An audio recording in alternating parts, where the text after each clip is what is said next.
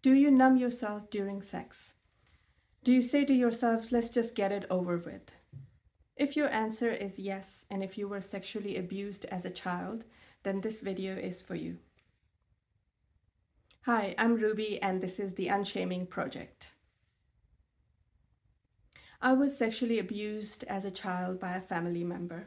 I was only about 9 or 10 at the time, but he was in his late 20s, certainly old enough to know that he was doing something wrong.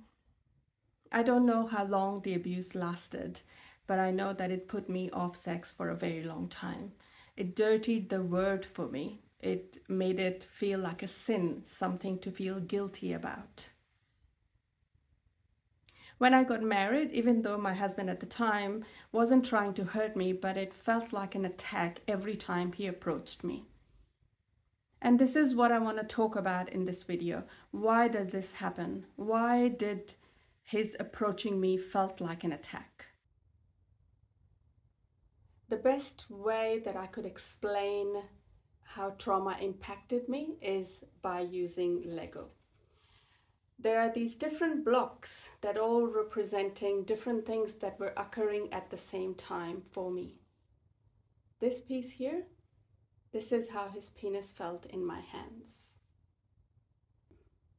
This white piece here, this was the wetness that my body felt.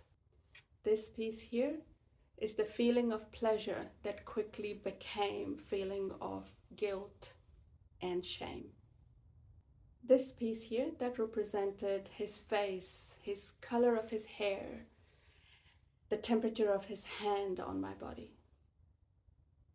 There are all these different pieces that represented different sensations, experiences, feelings. But I was a child and my brain wasn't capable of handling such a big violation of my body. So what did it do? It just broke all pieces. All these feelings, all these sensations, they just became disconnected pieces. And you know what happened then? Whenever I felt wet, the whole thing came back just by the feeling of wetness. When he approached me, anyone approached me, it brought the whole experience back. But I could never explain it because all of these pieces were independent.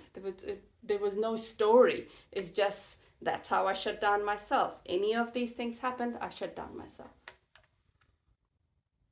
It took me years to realize what to do with this.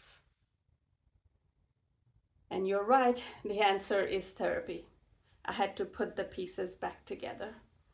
And maybe I did not know exactly what it looked like at the time, but I still had to make sense of all of this and put this together so that my brain does not trigger myself every time I am in bed. Now this piece looks very different than how it started.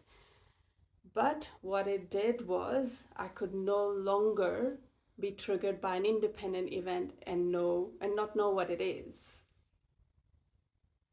There is not one form of therapy. There are many forms. And if the idea of therapy interests you, then I'm just going to put some links in the comment section of this video.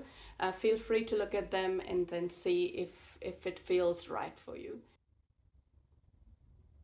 We all are different and we find our own ways to make sense of this. But this is what worked for me, and this was the only way I could finally get rid of numbness and trauma and triggers and freeze response.